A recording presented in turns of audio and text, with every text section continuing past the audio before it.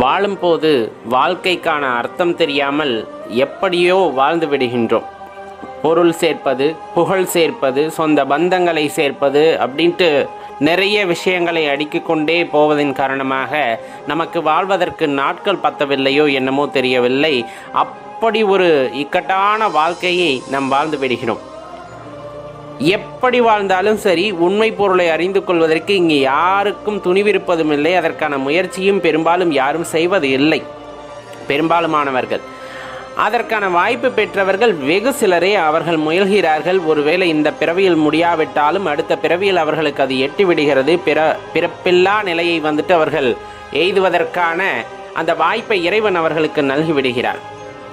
ஏன் இப்படி சொல்கிறோம் அப்படின்னு, வாழ்க்கையை பற்றின நிதர்சனமான உண்மையை நம்ம அறிஞர்களும் சரி ஞானிகளும் சரி நிறைய விளக்கமாக சொல்லிட்டாங்க. ஆனால் எத்தனை சொன்னாலும் எல்லாத்தையும் மறந்துவிடக்கூடிய இந்த மனம் அப்படிங்கிறது அதையும் மறந்து விடுகிறது. இயற்கையிலே சொல்லப்போனால் இந்த மறதி அப்படிங்கிறது நம்ம மனிதர்களுக்கான வியாதி அப்படின்னு நம்ம சொல்லலாம். எல்லாருமே போகிறோம், அதாவது எல்லாருமே போய் பார்க்க வேண்டிய இடம் அப்படின்னு சொல்லக்கூடிய ஒருவன் மரணித்த இடத்திற்கு சென்று பாருங்கள் அப்படின்ட்டு சொல்லுவாங்க. மருத்துவமனைக்கு சென்று பாருங்கள் அப்படின்னு. அப்போ தான் அந்த வாழ்க்கையோட தன்மையை நம்மால் புரிந்து கொள்ள முடியும் அப்படின்ட்டு சொல்ல கேள்விப்பட்டிருப்போம். ஏன் அப்படின்னா, அந்த மரணம் நடந்த வீட்டில் அந்த உடல் அங்கு வைக்கப்பட்டு இருக்கிறது. அந்த உடலுக்கு பெயர் மறக்கப்பட்டு விட்டது இல்லையா? இப்போ நமக்கு பெயர் தாய் தந்தை வைத்த பெயர் அப்படிங்கிறது நமக்கு ஒரு பெயர் இருக்கும். அந்த உடலை விட்டு அந்த உயிரானது நீங்கிவிட்ட பிறகு அந்த பெயர் எக்காரணத்தை கொண்டும் பயன்படாது. யாருமே அந்த பெயரை பயன்படுத்த மாட்டார்கள். அப்படிங்கிறது தெரிஞ்சும் நம்ம ஆடுறோம். அப்படிங்கும் போது தான் வாழ்க்கையை பற்றின என்ன தெளிவு நம்மக்கிட்ட இருக்குது அப்படிங்கிற கேள்வி நமக்கு இயல்பாகவே எழும்புது. யோசித்து பாருங்க, இது எங்கேயாச்சும் நடக்குதா? உயிர் பிரிந்த பிறகு கோபிநாத் அங்கே படுத்திருக்காருன்னு யாரும் சொல்ல போகிறாங்களா? கிடையவே கிடையாது. இல்லை உங்கள் பெயரை சொல்லி அங்கே படுத்திருக்காரு, அவரை கொண்டு போய் அடக்கம் பண்ண, அதெல்லாம் கிடையவே கிடையாது. ஒரே பேரில் ரொம்ப அருமையாக முடிச்சுட்டு போயிடுவாங்க. அது என்னன்னு உங்களுக்கு தெரியும். கோடி கோடியாக சம்பாரித்து தன் பிள்ளைகளும் சாப்பிடாமல், அது யாருக்காக கொடுக்கப்பட்டதோ அந்த மக்களுக்கும் அது செல்லாமல் கொண்டு போய் ஏதோ ஒரு நாட்டில் ஏதோ ஒரு பதுங்கு குழியில் பதுக்கி வைத்த பணங்களை கூட நீ செல்லும் நேரத்தில் எட்டி கூட பார்க்க முடியாது, தொட்டு கூட பார்க்க முடியாது. அப்படிங்கிறது நிதர்சனமாக தெரியும். எனது சந்ததிகளுக்கு சேர்க்கின்றேன், 7 தலைமுறைக்கு சேர்க்கின்றேன்னு சேர்த்து நிஜமாக அவங்களால் அதை பயன்படுத்த முடியுமானா பயன்படுத்த முடியாதுங்கிறது நிதர்சனமாக தெரிஞ்ச விஷயம்.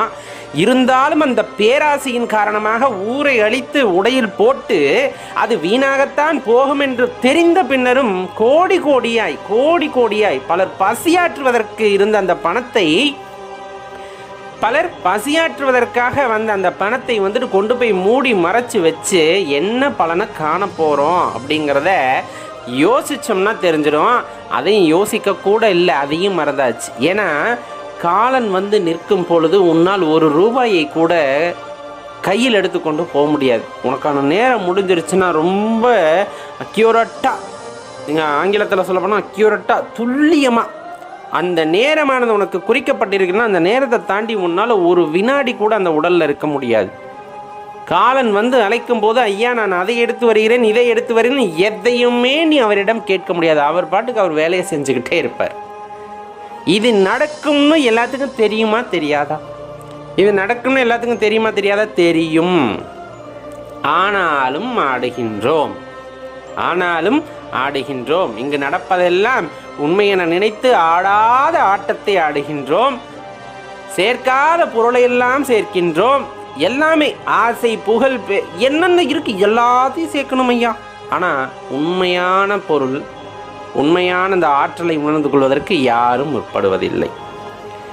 சரி, அப்படித்தான் நம்மளால் எடுத்துகிட்டு போக முடியல. அந்த உடல் அங்கே சாத்தி வச்சுருக்காங்க. நம்ம எவ்வளோ நினச்சிருப்போம், என் கணவர் என் மீது அதீத அன்பு கொண்டுள்ளார், எனது மனைவி நான் இல்லாவிட்டால் தவித்து போய்விடுவாள், எனது குழந்தைகள் எல்லாம் நான் இல்லாவிட்டால் என்ன செய்யுமோ ஏது செய்யுமோ, என் பெற்றோர் என்ன செய்வாரோ ஏது செய்வாரோ, இப்படி நம்ம மனசு எவ்வளோ கடந்து துடிச்சுக்கிட்டு இருக்கோம். இல்லை நம்ம இல்லைன்னா உலகமே சுத்தாது, நம்ம இல்லைன்னா இந்த ஊர் செயல்படாது, நம்ம இல்லைன்னா எதுவுமே நடக்காது. இப்படி ஒரு மாயை நம்ம மனதுக்குள்ளே உருவாக்கி வச்சுருக்கோம்ல. சரி, நம்ம இறுதி நாட்களுக்கு அப்புறம் வேண்டாம். நம்ம இப்போ சொன்ன மாதிரி நீங்கள் ஒரு மரணம் நடந்த வீட்டுக்கு போகிறீங்க, அங்கேயே தெளிவாக தெரிஞ்சுக்க முடியும். இதே எண்ணங்கள் தான் அந்த ஆத்மாவிடமும் இருந்திருக்கும்.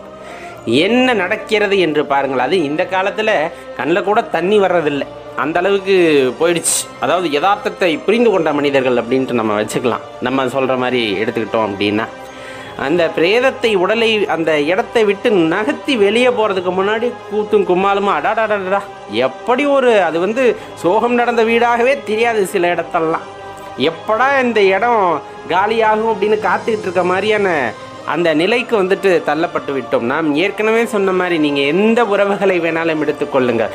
ஆத்மார்த்தமாக உங்கள் கூட அவ்வளவு பிணைப்பாக இருந்தவர்களாக இருந்தாலும் 3 அல்லது 4 நாட்களுக்கு பிறகு அவர்கள் வேலையை தொடர சென்று விடுவார்கள். யாரும் உங்கள் நினைவில் வாடப்போவது இல்லை. யார் இருந்தாலும் இல்லாவிட்டாலும் இந்த உலகம் தன் இயக்கத்தை தொடர்ந்து கொண்டே இருக்கும் அப்படிங்கிறத எந்த காலத்திலையும் மறந்துடாதீங்க. அவ்வளோதான். கொண்டு போய் நம்ம உடலை தகனப்படுத்திடுறாங்க, இல்லை கொண்டு போய் புதைச்சிடுறாங்க. அதுக்கப்புறம் என்ன நடக்க போகுதுன்னு நம்மளும் பார்க்க போகிறதில்ல. சரி, அவ்வளவுதான் பாசமாக இருந்தாங்கல்ல, இப்போ ஒரு உடலை விட்டு உயிர் பிரிஞ்சிருச்சு, உறவினரோட உயிர் பிரிஞ்சிருச்சு, அந்த உயிர் எங்கே போச்சுன்னு யாராச்சும் யோசிக்கிறாங்களா? கண்டிப்பாக கிடையாது. அதை தான் சொல்கிறது, வாழும் பொழுதே இந்த உயிருடைய தன்மையை தெரிந்து கொள்ளுங்கள். நம்மளுடைய வாழ்க்கைக்கு பிறகு இந்த உயிரானது என்ன அடைய போகிறது, என்னவாக மாறப்போகிறது என்பதை இருக்கும் பொழுதே உணர்ந்து கொள்வதற்கு முற்படுங்கள் அப்படின்ட்டு தான் எல்லாருமே சொல்லப்படுவது, எல்லாத்துக்குமே வேண்டுகோளாக வைக்கப்படுறது. நம்ம அதெல்லாம் எந்த இடத்துலையும் நம்ம பார்க்கறது இல்லை. ரொம்ப முக்கியமான விஷயம், இப்போ நீங்கள் ஒரு பழைய வீட்டில் நம்மளால் குடியிருக்க முடியாது. ஒன்று அதை பழுது பார்க்கணும், இல்லையா அந்த வீட்டை மாற்றணும். இதுதான் இயல்பு, நல்லாவே தெரிஞ்சது. இப்போ கோடிக்கணக்கில் காசு போட்டு கட்டினாங்க, அதுக்காக நான் இதுக்குள்ளேயே இருக்கிறேன்னு ஒரு இடிஞ்ச பங்களாலேயோ இடிஞ்ச வீட்லேயோ நம்மளால் இருக்க முடியாது. சரிங்களா? அதே போல தான் இந்த உயிர் தன்னோட நிலையை அறிந்து கொள்வதற்கு, தான் இறைவன் என்பதை உணர்ந்து அந்த இறைவனுடன் இரண்டர கலப்பதற்காக பல வடிவங்களை எடுக்கிறது, பல உடல்களை தேடி தேடி செல்கிறது. அதற்கான சந்தர்ப்பம், அதை இயற்கை செய்த ஒரு சதுரங்கம் மாதிரி. இதிலிருந்து ஒருத்தர் தன்னை உணர்ந்து கொண்டு அந்த இறைவனை அடையக்கூடிய வழி கிடைக்கும் வரையிலும் இந்த உடலானது நமக்கு கிடைக்கும். ஆனால் அதற்கான வாய்ப்புகள் சரியாக இருக்கிறதா அப்படிங்கிறத தான் நம்ம தெரிஞ்சுக்கணும். இந்த ஜென்மத்தில் நமக்கு சிவபெருமானை வழிபடக்கூடிய அந்த வாய்ப்பு கிடைத்திருக்கிறது. நம்மை பற்றி உணர்வதற்கான அந்த வாய்ப்பு கிடைத்திருக்குன்னா சரியாக பயன்படுத்திக்கிட்டு உணர முற்பட வேண்டும். வீணே காலம் கழித்து கொண்டு எல்லாம் உண்மை என்று நம்பி மீண்டும் மீண்டும் இந்த பிறப்பு இறப்பு அப்படிங்கிற சுழற்சிக்குள்ளே மாட்டிக்கிட்டு சிக்கி சின்ன பின்னமானோம்னா கடைசி வரலும் எதுவுமே நடக்காது. குறைந்தபட்சம் இந்த ஜென்மத்தில் அவரை பற்றி யோசிக்கக்கூடிய, அவரை பற்றி சிந்திக்கக்கூடிய இந்த உயிர் எத்தகைய தன்மை வாய்ந்தது, இது எங்கிருந்து வந்தது, எங்கு செல்ல போகிறது, இந்த மாதிரியான சில விஷயங்களை யோசிக்க ஆரம்பித்தால் கூட அடுத்த ஜென்மத்தில் இதனுடைய அடுத்த நிலைக்கு நம்மால் செல்ல முடியும்.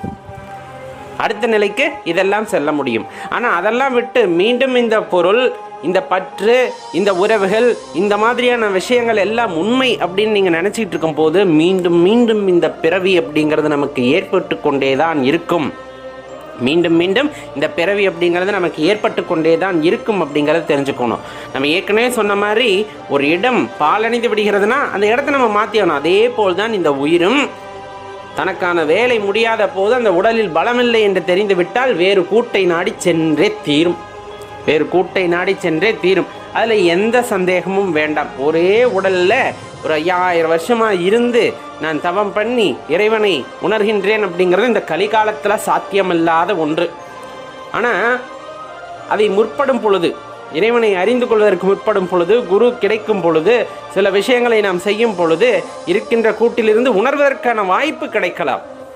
ஆனால் எனக்கு அழியாவரம் இருக்கிறது, நான் அழியாமலே இருப்பேன், பொருள் படைத்து ரொம்ப சந்தோஷமாக 5000-6000 வருஷத்துக்கு இருப்பேன், நான் நினைக்கிற மாதிரி உறவுகளோடு அப்படின்னா அதுக்கு சாத்தியமல்ல அப்படிங்கிறத தெளிவாக புரிஞ்சுக்கணும்.